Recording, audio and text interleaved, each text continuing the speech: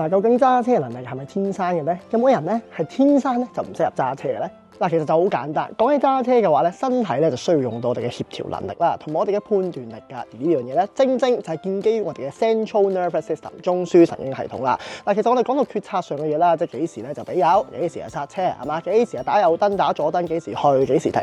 呢個咧都係我哋嘅大腦咧去幫拖嘅。OK， 咁至於講到我哋身體嘅平衡力啦，嗱，畢竟喺你部車上會前後喐動㗎嘛，係咪？會咁樣挫下㗎嘛。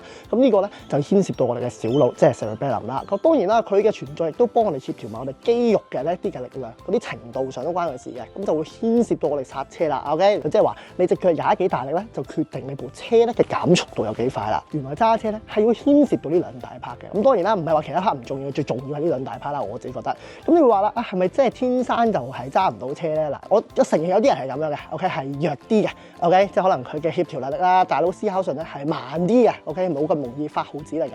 又或者我哋會講到咧，有啲人咧係牽涉咧比較一啲我哋叫手腳不平衡啊。OK， 咁所謂咩意思咧？即係嗰個整體嘅協調能力咧，佢唔可以做人車合一，唔可以隻手喐完隻腳又跟住喐，咁又係有啲咁嘅情況。但係可唔可以訓練咧？係可以訓練㗎，只要你透過大量嘅練習咧，你身體不斷去 practice， 不斷去訓練呢樣嘢咧，你亦都能夠揸車。不過可能你需要嘅時間比較耐啲咁解啫。各位親，我係Michael，我哋下集再會，拜。